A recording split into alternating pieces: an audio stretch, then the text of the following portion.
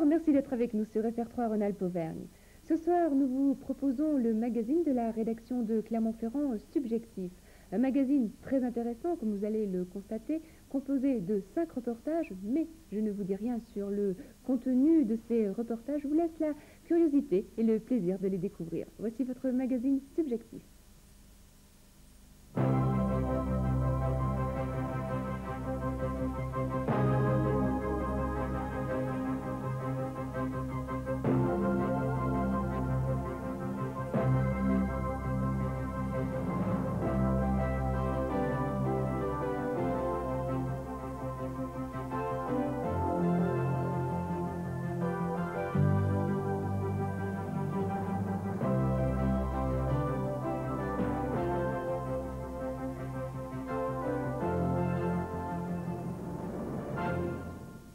Bonsoir à tous, 6e numéro de Subjectif, un 6e numéro qui, c'est une confidence, nous inquiétait un peu. Avec les élections, on pouvait en effet redouter un manque de disponibilité de la part de nos journalistes et donc des reportages, disons, un peu moins performants. Eh bien, c'est tout le contraire qui s'est produit et c'est tout à l'honneur de la rédaction de FR3 Auvergne. Tenez, premier reportage de ce Subjectif, on peut le dire, c'est un scoop en matière de télévision. On va y découvrir une dame qui avait défrayé la chronique en son temps et que nous avons retrouvée au fin fond de la Haute-Loire. Scoop parce que, pour la première fois, elle et les siens ont accepté de parler à cœur ouvert. Et comme le dirait la dame en question, eh bien, ça risque de faire causer dans les chaumières.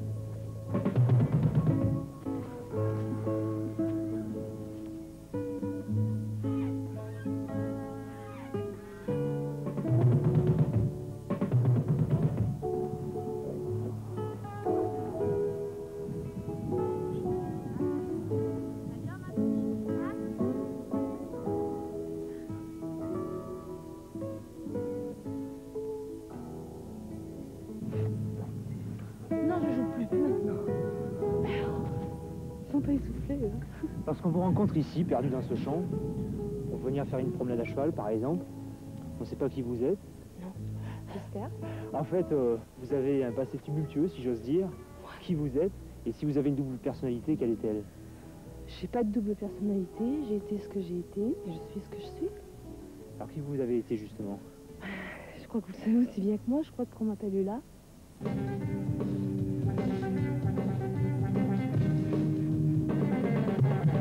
80 respectueuses lyonnaises, protestant contre la répression dont elles estiment être l'objet de la part de tous les services de police, occupent depuis ce matin l'église Saint-Nizier au cœur même de la cité. Le mouvement de révolte lancé sous la conduite d'Ula, qui participa à l'émission des dossiers de l'écran, ne se limite pas à cette manifestation. Un mot d'ordre de grève a été lancé et des tracts sont distribués aux passants. Chaque jour, y précise-t-elle, on nous accable systématiquement de procès-verbaux. Fichés illégalement, nous sommes des prisonnières à vie. Aujourd'hui, vous êtes à nouveau devant une caméra de télévision. Ça fait peut-être 4 ans que vous n'avez plus parlé à une équipe de télévision. Est-ce que ça vous gêne de reparler du passé? Non, non, non. Par contre, je suis beaucoup plus mal à l'aise maintenant qu'avant. Ça veut dire que je suis certainement dans le vrai. Pourquoi? Bah, je sais pas, parce qu'avant, je devais certainement jouer un rôle, alors que maintenant, c'est pas la peine. Je joue plus de rôle, je suis. Avant, j'étais sous la lumière et c'est pas forcément une vie, c'est assez factice. Maintenant, c'est une vie. La preuve, regardez. Est-ce qu'on peut parler de réinsertion professionnelle, entre guillemets? Professionnellement, dans la mesure où les activités de la prostitution ne seront jamais un métier, heureusement. Réinsertion, dans la mesure où on est dans un milieu déplacé, peut-être. Autrement, c'est un vilain mot, ça, je trouve. Alors, vous élevez des chevaux maintenant. Oui. Pourquoi les animaux et d'une manière générale la nature? Quand on connaît les hommes, je crois qu'il vaut mieux se rapprocher de la nature. Enfin, les hommes en général, hein. C'est-à-dire les êtres humains. Je pense qu'on a moins de surprises avec les animaux. Je me sens beaucoup plus proche d'eux que je peux me sentir proche des gens. D'abord, je suis moi-même un animal, je suis instinctive, donc je réagis avec eux, tout, et on vit. Vite là-bas! bonnes nouvelles, alors. Le mâle ne veut pas les laisser approcher le troupeau. C'est une histoire, hein. Calme, calme. Il y en a qui sont plus tardifs que d'autres, parce que ce matin, je vais très marqué pour les ouvriers. Enfin, je joue beaucoup sur vraiment des œufs. Ah, des œufs tout frais. Ah, ils sont chauds, ouais. Ouais. Il y en a qui sont faits certainement, mais pas avant midi, parce que midi, j'étais déjà passé, j'en ai déjà eu 2. Là, ça en fait 5, tout 7. Bon, hein, faut mourir. C'est marrant quand on vous voit vous occuper de ce poulailler, de la ferme, on a l'impression que vous avez fait ça toute votre vie. Ah non, pas du tout. Puis je me plante alors en plus. Comme les gens de la ville. Mais vous aimez ça en tout cas. Ah, bah, oui, c'est d'abord la preuve. Et qu'est-ce qui vous a poussé avec votre mari, votre fille, de vous implanter ici et de monter tout ça? Bon, la région, c'est mon mari qui est originaire de ce coin-là. Il avait travaillé aux États-Unis beaucoup dans les chevaux. Moi, je faisais du cheval. Ma fille est passionnée de cheval, donc c'est un endroit idéal pour les randonnées, pour des balades, pour voir que le décor est magnifique. Cette affaire qui, au début, frisait la provocation, fait aujourd'hui sourire. Les petites phrases ironiques du maire de Lyon ont sans doute contribué à désamorcer une situation tendue. Le moral de ces dames s'est émoussé et elles se demandent aujourd'hui s'il ne s'agit pas d'un coup d'épée dans l'eau. Alors vous n'acceptez pas du tout que des femmes se prostituent. Pourquoi? Parce que tout simplement, je pense qu'il y a pas de débile mental. Je suis désolée. Ça va repartir. Et non, ça je peux pas l'excuser parce que aimer quelqu'un, lui filer du pognon le soir et je sais de quoi je parle. Et prendre des pains en plus dans la gueule, non. Ça je dis non. Non. Le fric, pourquoi? Quelqu'un ferait ça pour le fric, mais il le ferait pour lui-même. Par amour pour quelqu'un, on aime quelqu'un, on va pas coucher avec d'autres. Alors pourquoi d'après vous des femmes se prostituent? Par connerie, à part la personne qui est diminuée, enfin mentalement, la personne qui va dire ouais je suis indépendante, étudiante qui paye ses études, le reste c'est par connerie, par avidité, par je m'en foutiste, mais quelqu'un d'intelligent ne peut pas faire le trottoir. D'accord. Apparemment Magali, Magali c'est la fille du lard, Oui, c'est la première fois que j'entre dans le public. et elle n'est pas du tout d'accord avec ça, alors pourquoi? Parce que pour moi, une femme qui se prostitue, c'est pas spécialement par connerie. Pourquoi par connerie? Toi, tu t'es prostituée par connerie? T'aimais mon père? Bon, ben, même c'est toi qui me l'as dit. Il te mettait des coups, il te frappait. Bon, ben, toi, moi, je te proposais à chaque fois qu'on s'en aille. Toi, non, tu restais parce que tu l'aimais. Hein? Et ça, je le vois pour beaucoup d'autres personnes, d'autres femmes.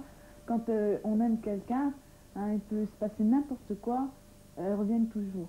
Hein, à moins que vraiment soit vraiment très forte de caractère. Et justement, c'est là, toi, tu te crois forte, mais tu ne l'es pas du tout. Et c'est pour ça que pendant 15 ans, tu es restée. Et il a fallu que je grandisse et que je te montre vraiment ce qui était, pour que tu réagisses vraiment. Et ça, je veux pas me vanter, mais ça a été ça. Tu crois pas que j'ai peut-être attendu que tu grandisses? Oui, t'as peut-être attendu, mais enfin, moi, je veux dire, ça faisait des années que j'avais vraiment envie de partir.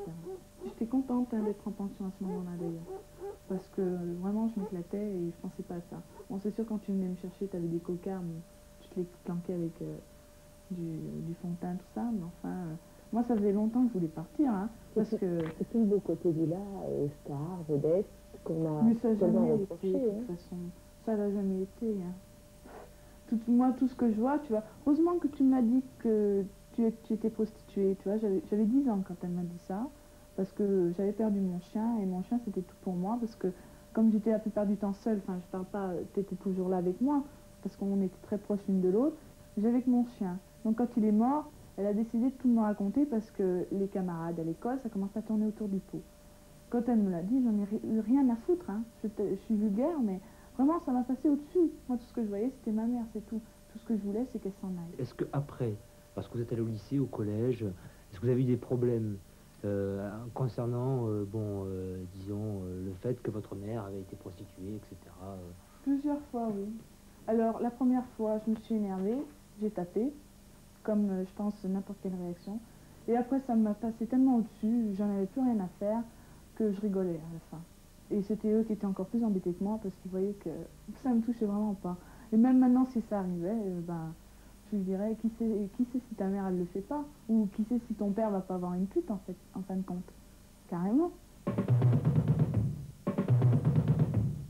Si l'on veut réellement supprimer la prostitution dans notre pays, eh bien, il faut couper le zizi à tous les Français. Est-ce que ce livre contiendra aussi des propositions pour essayer d'améliorer un peu le sort des prostituées? Non, dans l'immédiat, ce livre n'a un seul but seulement, c'est pour faire comprendre aux gens que le soir, au coin d'une rue, une prostituée n'est pas simplement un objet, une chose, mais une personne qui pense, qui réfléchit et qui subit. Et aujourd'hui, après toutes ces aventures, est-ce que vous n'êtes pas dégoûté du sexe par hasard? Ah là, pas du tout. Non, je suis normale, je ne suis pas obsédée non plus, mais je sais pas, je pense pas non plus être quelqu'un de saturé dans le domaine. Non, j'ai des réactions tout à fait normales, enfin je crois. C'est peut-être pas moi qu'il faudrait poser ce genre de questions pour savoir si je suis normale. La prostitution et l'amour, c'est complètement différent, ça n'a rien à voir. Et on peut faire très très bien les deux. Enfin, moi j'ai pu faire les deux, aimer très fort, mais jamais dans la prostitution. Jamais. Je me suis jamais sentie véritablement concernée. La preuve, j'avais ma salopette de travail. Lorsque je me prostituais, je le quittais, même mon chien était au courant. Quand il me voyait enfiler mes bottes et mon short blanc, il savait qu'on partait travailler. Et il savait que quand je quittais ces bottes, que je ne quittais jamais pendant que je travaillais, parce que ça gagnait du temps, il savait que quand je quittais ces fameuses bottes blanches, c'était fini, il avait le droit de dormir, on allait se coucher. Quand on veut défendre ou parler de quelque chose, il faut le connaître à fond. Bon, je peux parler aussi bien de Barbès que je peux parler de haut vol, de l'Arabie Saoudite peut-être, mais enfin de l'Angleterre ou de la Suisse. Avec les États-Unis, parce que là-bas c'était beaucoup plus dur. Et en plus je parle très très mal anglais. Puis tous les trucs que j'ai dit, ça va se faire hurler dans les chaumières. Mais la putain se relève, mes joues bénies de larmes, mais heureuse, libérée. C'est ma faute, ma très grande faute. Seigneur, pardonnez-moi. C'est la fin du dernier livre.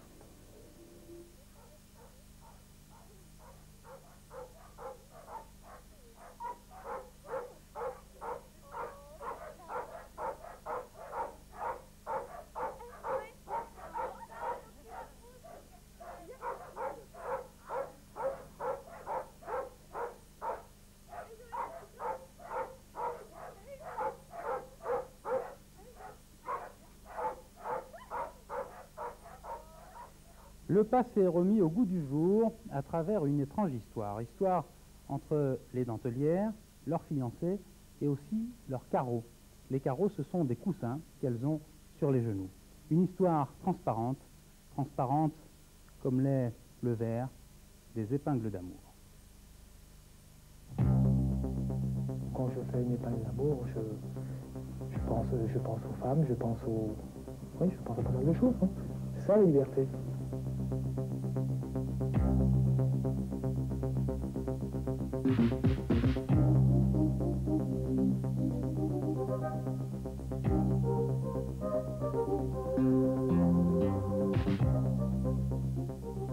Je veux être libre, à 100%.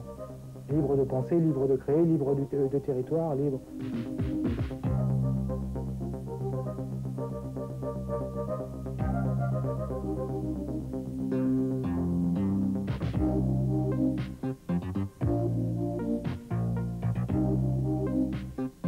Je voyage avec mes bonhommes, là. Disons que je voyage aussi avec ma mobilette. Il faut, pour m'asseoir sur mon chalumeau, il faut que je fasse 10 km avec ma mobilette dans une journée, et après je suis bien.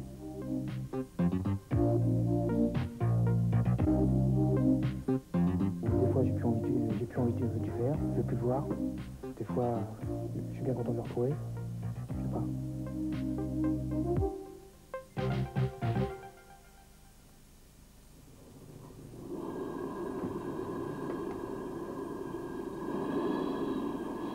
Voyage au bout du jour, lueur dans l'eau, solitude irisée, chaleur originale, regard intense d'un ailleurs bleu, ces images forment un personnage, Philippe Soulier. Il perdait son temps à Paris, au Martinet, il est venu le chercher en transparence. Il dessine dans ses yeux, il dessine dans ses mains.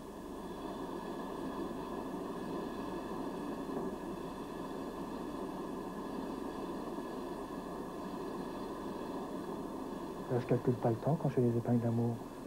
À mesure où je pense à mettre une fleur sur un petit cœur, je pense à mettre des dessins, des couleurs sur un petit cœur, des tas de choses. Autant ancien, lorsqu'on faisait des épingles d'amour, c'était pour décorer le travail de la femme et les chapeaux et ceci, donc je pense à la femme.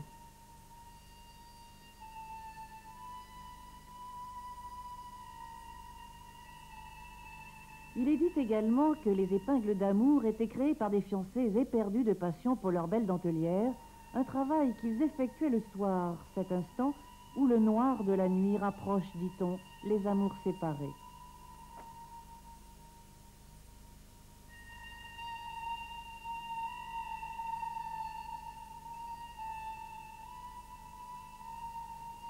Ces longues épingles particulières, autrefois représentaient surtout des pigeons ou des sulfures. Aujourd'hui, Philippe les fait revivre, mais au gré de son imagination. Ainsi, avec elle, les dentelières continuent de bloquer le cylindre du carreau, ce cylindre que l'on tourne au fur et à mesure où le travail avance. Voilà leur utilité.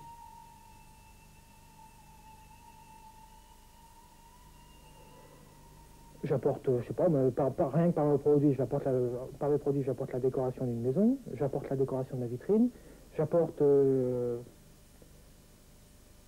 ma présence, ouais, rien que ma présence, tout simplement. Des fois, j'ai pas envie de parler, mais ma présence, des fois, enfin, disons que rien qu'une présence. Pourquoi pas, rien que ma présence. Et votre présence, ce sont ces objets? Oui, c'est mes objets, c'est mon truc. À mesure où c'est les épingles d'amour. Dans la mesure où c'est pour décorer la femme, c'est pour décorer le travail de la femme, et c'est... Voilà.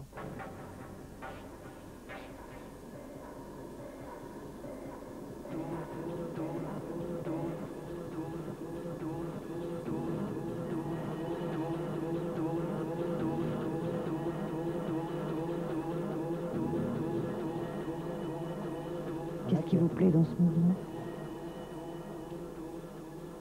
Il y a la flamme, enfin, il y a le reflet du verre dans les yeux. C'est un duel avec la matière. Dans la mesure où vous devez tourner votre verre et vous devez regarder la couleur de votre verre pour travailler, c'est un jeu très délicat, c'est un duel, c'est un duel avec soi-même, puis c'est une matière qui est belle, enfin, disons que par la luminosité, par...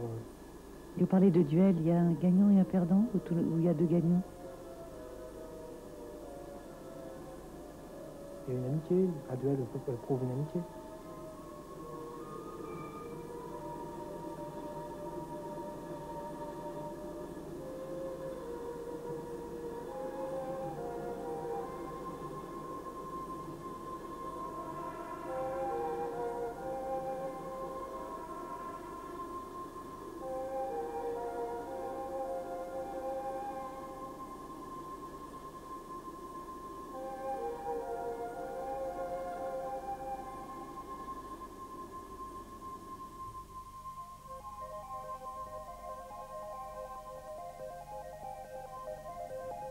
La beauté pure, quoi. Oui, je pense à ça.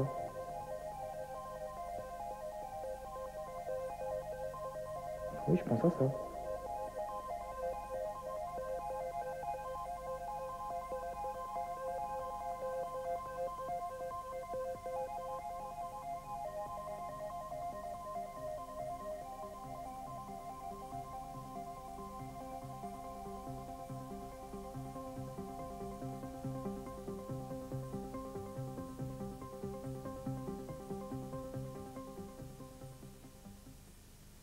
Un clip sur le hockey sur glace, encore une idée originale, pensez-vous, et pourtant, le hockey est un sport qui se prête formidablement bien à l'image et à la musique aussi.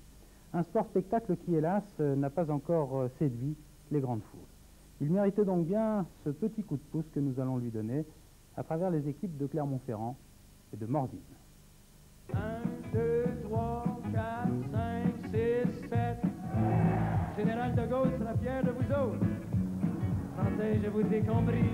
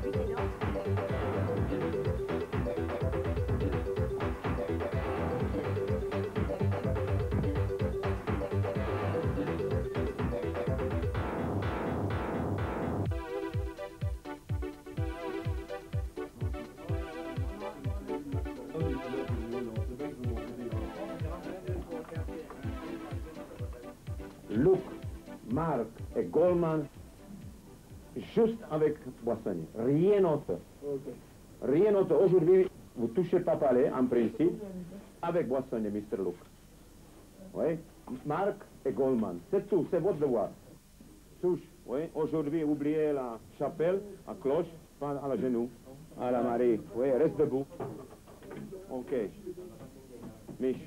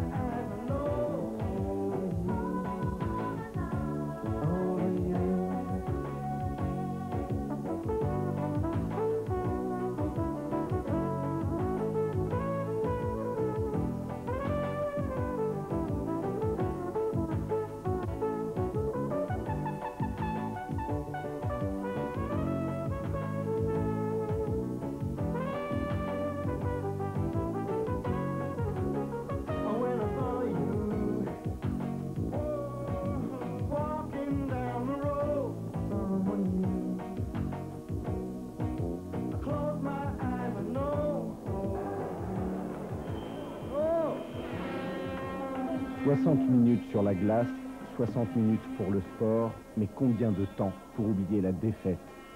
Ce soir, ils ont perdu. Rien ne les protège du score. Ça termine très mal. Allez, dépêchez-vous. Hop. Je ne suis pas un héros, mais faut pas me coller à la peau. Je ne suis pas un héros, faut pas croire ce que disent les journaux. Je ne suis pas un héros, Je ne suis pas un héros, mais faut pas me coller à la peau. Je ne suis pas un héros, faut pas croire ce que disent les journaux. Je ne suis pas un héros,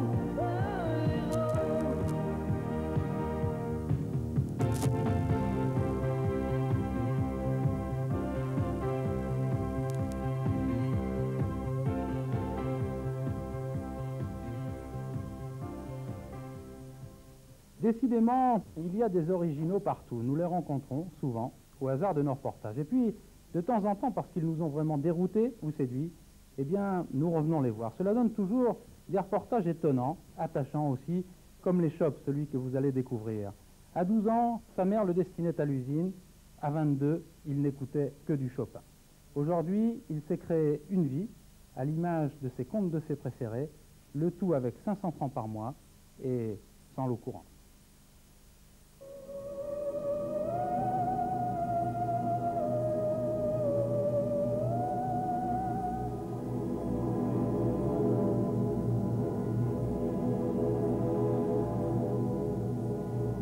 Je me considère comme quelqu'un qui voyage dans le temps. Rassurez-vous, je ne me prends ni pour Cagliostro, ni pour le comte de Saint-Germain, comme on pourrait le penser d'abord, mais je me prends pour un poète.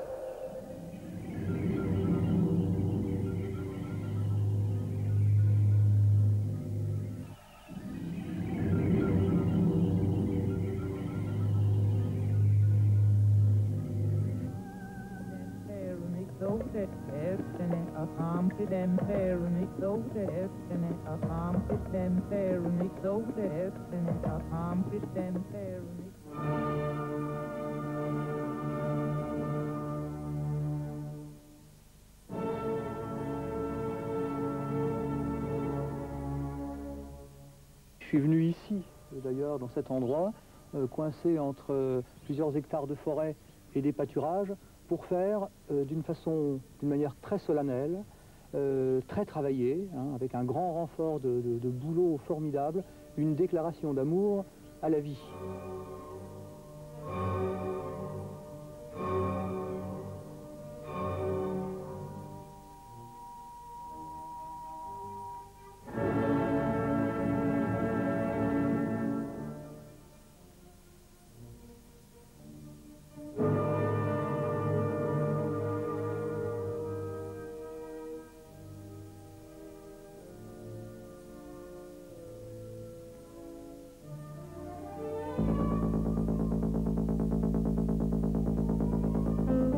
La première fois que je suis sorti, enfin que j'ai mis un tel costume, j'avais 18 ans, j'étais dans ma chambre à Paris, rue Comines, je m'apprête, je me pars, je me maquille, je choisis mes bijoux et j'ai dans l'esprit la colonnade du Louvre. Je descends l'escalier, j'arrive, le danger se rapproche, près de la rue, la porte est très lourde, je la pousse et au moment d'arriver dans le moment de sortir, une peur panique me prend. Je retourne en arrière, je remonte un étage, et puis deux, et finalement je prends mon courage à deux mains, je redescends, je pousse la porte à fond, je sors dans la rue, j'ai très peur pendant une demi-heure, je vais sur le marché de la rue de Bretagne, je commence à entendre, et ça n'est pas fini, enfin j'en ai entendu d'autres, je commence à entendre un petit peu quelques moqueries de la part des commerçants du coin, qui sont d'ailleurs habitués très vite. Au bout d'une quinzaine de jours, je rentrais chez le boucher charcutier, chez l'épicier, ça se passait très très bien. Ils disaient « Alors Marquis, qu'est-ce qu'on vous sert aujourd'hui ?»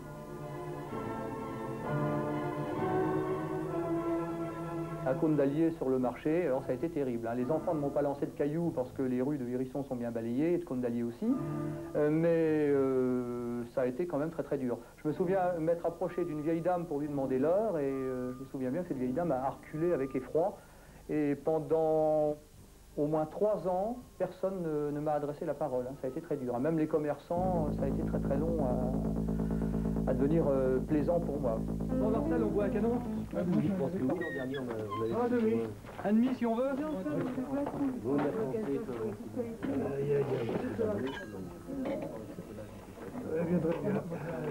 Ah, je suis content là. Alors, je suis content que vous arriviez aujourd'hui, ça me fait plaisir. Hein? Je pensais que tu étais musicien. Non, non. De la jeunesse, un cheval magnifique. Oui, bah, alors, le cheval, il est de la couleur de l'horloge, on l'a fait venir pour ça. Le cheval, c'est bien ça. Moi, je vous donne là-dedans. Oh, ça, c'est bon. Mais vous en avez bu déjà quelques-uns à Bisnoy, non? Non, pas aujourd'hui. Aujourd'hui? Ah non, pas aujourd'hui, j'ai pas bougé aujourd'hui. Bah, ça dépend, hier, bon, à Doulou, c'est bien, ça met un copain. Il y en a qui grognaient après, non, c'est ce que tu là. Et jamais, moi, j'ai entouré tes copains, toujours. Et qu'est-ce que vous pensez de ces murs, alors, maintenant? Oh, ben, moi, j'ai plus laissé enfant la question, moi. C'est bien fait, puis c'est tout. Je peux rien en dire, pas grand-chose. C'est bien fait, quand même. Oui, ah, c'est sûr. Faut un coup de pinceau. Faut pas trembler, hein. Ça peut pas être mieux. Bien, bah, à la commune de Viard. C'est ça.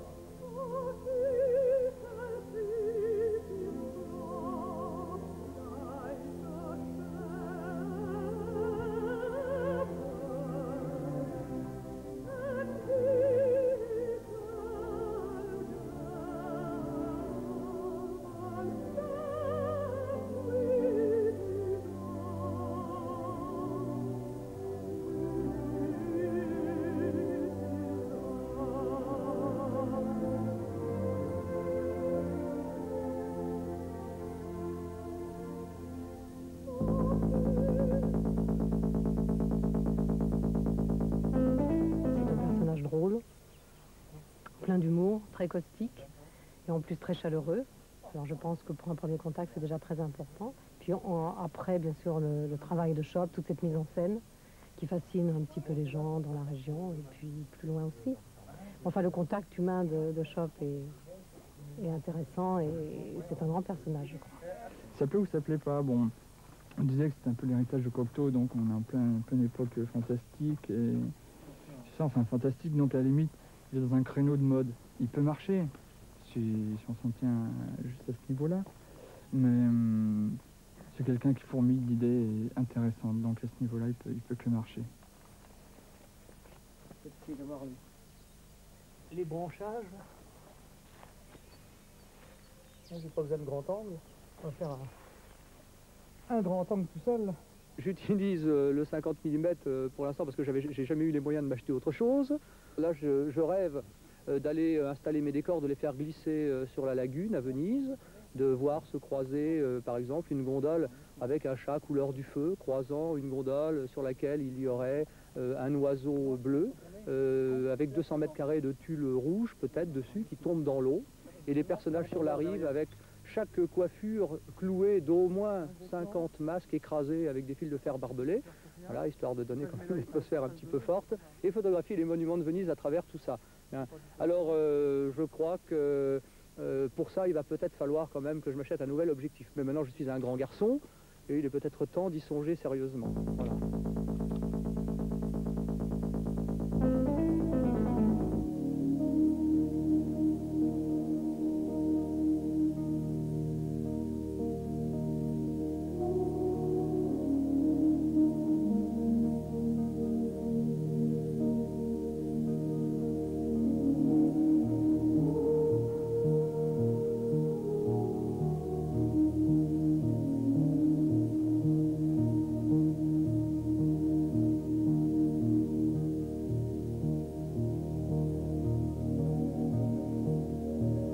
Nous sommes dans la première pièce que j'ai peinte. Quand je suis arrivé ici il y a 16 ans, c'est ma pièce couleur d'orage. Couleur d'orage parce que j'ai ramené tous mes orages parisiens et que je les ai flanqués sur les murs d'une façon incendiaire.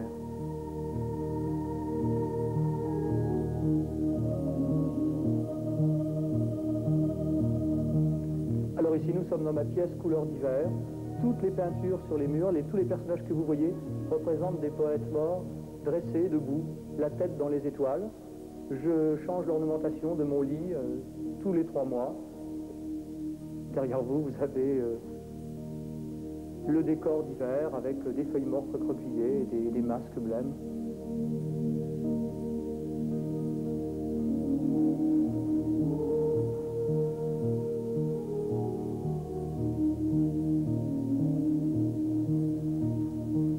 Bienvenue dans ma cuisine couleur du feu.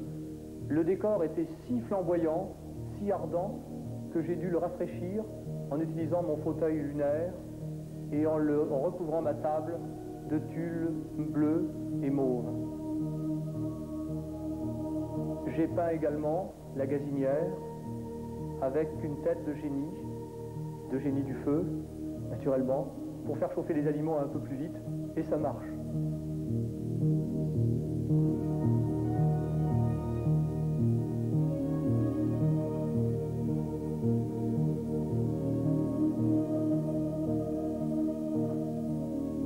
Je vous présente maintenant ma chambre d'été. Mais c'est surtout l'endroit où j'entasse mes costumes.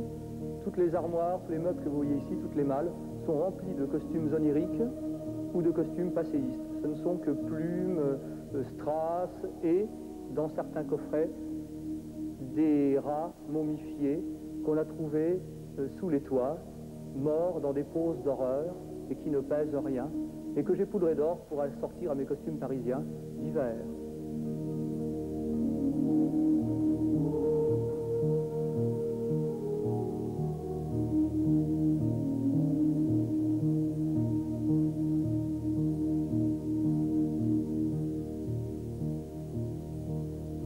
Je pense, en m'intéressant à l'histoire, en faisant des marches arrière dans l'histoire, en descendant très loin dans l'histoire, et puis en remontant brusquement, je pense établir un tel contraste entre la vie que j'ai pu lire des gens qui nous ont précédés et celle des gens que je vois maintenant, que tout naturellement, ça coulera de source et j'arriverai à en faire les portraits les plus précis. Et j'arriverai aussi à faire chanter ce que j'aime par-dessus tout, c'est-à-dire la vie des hommes, c'est-à-dire la vie des humains. Essayer d'écrire un chant, le chant de l'existence, mais sans époque, sans meubles, uniquement l'âme qui se promène à travers le temps. Il ne me reste plus maintenant qu'à vous remercier d'avoir bien voulu passer un instant dans mon onirique demeure, en ma compagnie, très humble et très obéissant serviteur.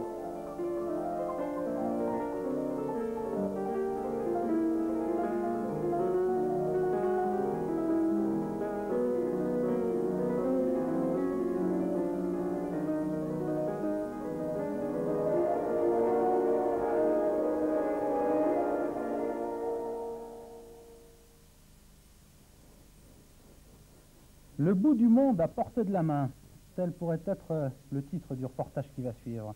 Pas besoin en effet pour se dépayser de prendre un Boeing 747 ou un DC-10. En Haute-Loire, c'est un exemple. Il suffit de tendre la main pour partir à l'aventure. Nous retrouvons 2 jeunes risque-tout qui, à force d'enthousiasme et de passion, ont réalisé un projet sélectionné parmi 2000 par la jeunesse et les sports.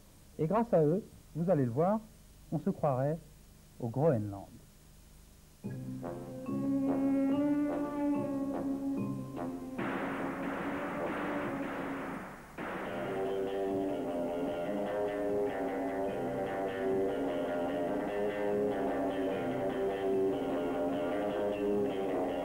Stop, ne touchez pas à votre écran, on repart à zéro.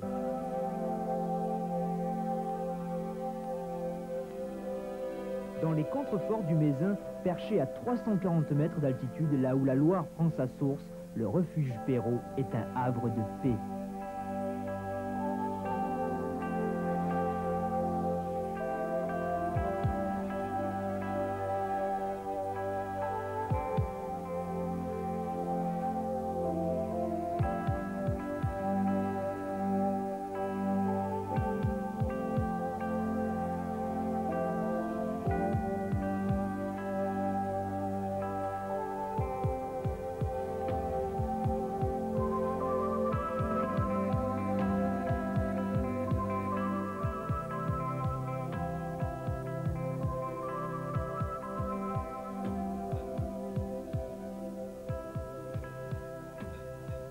Il y a quelques mois, un éleveur de chiens, Sylvain Bruyère, et un petit homme qui voit grand, Gilles Garret, se sont installés dans la maison fantôme pour en faire un gîte d'étape où les clients peuvent se payer une balade en traîneau.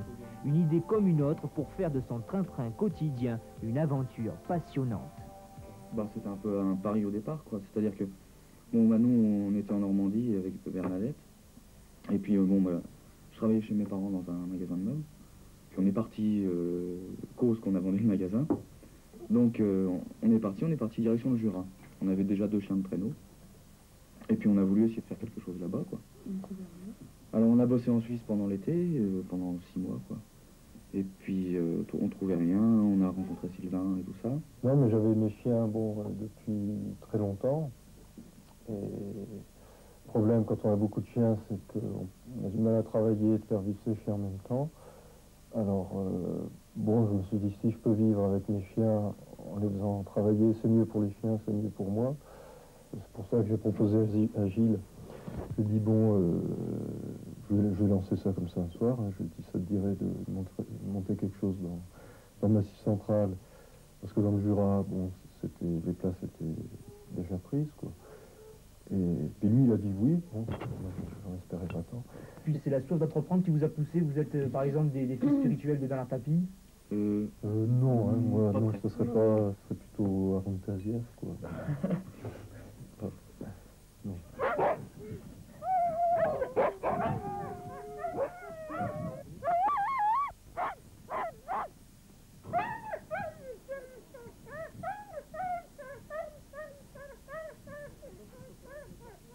On peut pas se lancer là-dedans à l'improviste, c'est pas possible. Bon, j'ai des copains qui ont essayé dans le Jura, un an après ils fermaient tout parce que c'est des chiens difficiles à comprendre, difficiles à dresser, difficiles à mener. Et on finit par les connaître quand on a vécu plusieurs années avec, finalement.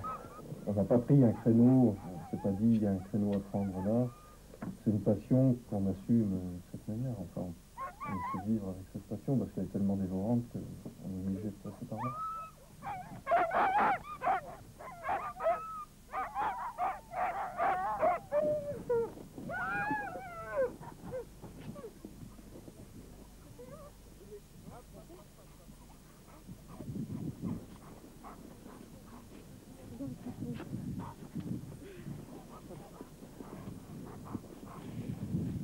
Aussi, hein.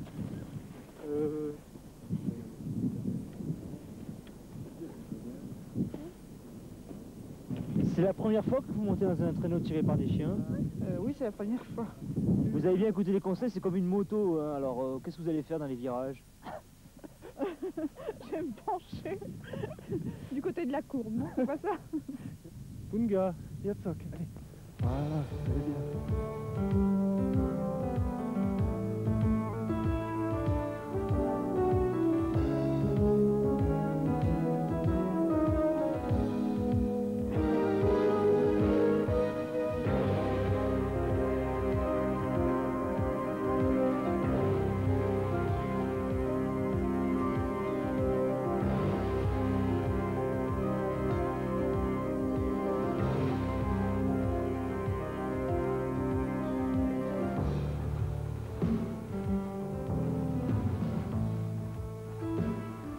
Les chiens tirent toujours au maximum de leurs possibilités. Quand ils sont fatigués, bon, ils tirent moins fort. Quand dans les montées, ils tirent pas très fort, mais dès qu'il y a un plat, une descente, ils donnent à fond. Alors là, ça peut aller à 30, 35 km/h. C'est là que c'est marrant, parce que c'est un traîneau, il n'y a pas de quart, ça dérape dans tous les sens. Alors je suis obligé de faire participer tous les gens qui sont dedans, parfois à gauche, à droite, quelquefois très vite. Bon, puis quelquefois on se plante, quoi. Là, c'est gros éclat de rire, quoi. Allez, allez, chien.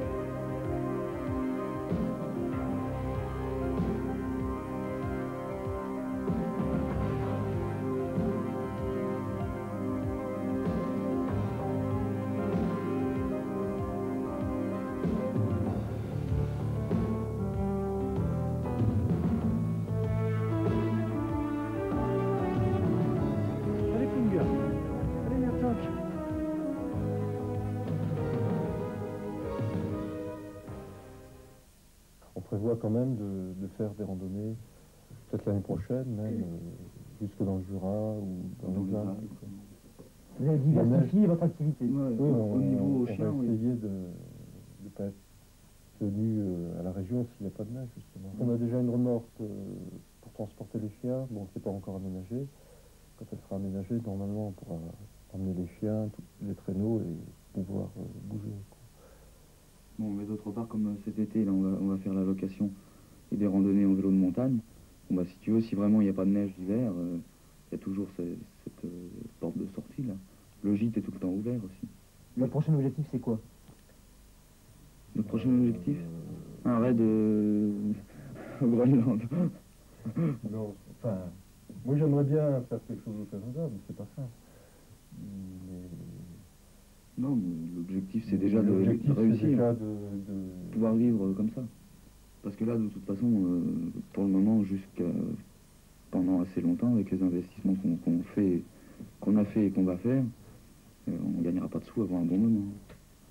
Mais si on arrive à vivre, c'est ce qui compte pour le moment. Par la suite, bon bah je sais pas, on ira peut-être, je sais pas du tout ce qui se passera, quoi. Et vous vivez bien ici? On vit bien, dans quel sens? Parce que si c'est le sens vivre bien, avoir des sous, des belles voitures et tout, non. Mais c'est pas ce qu'on recherche non plus. Hein. Ce qu'on cherche, c'est de vivre, d'être tranquille, de je sais pas moi, de vivre, quoi.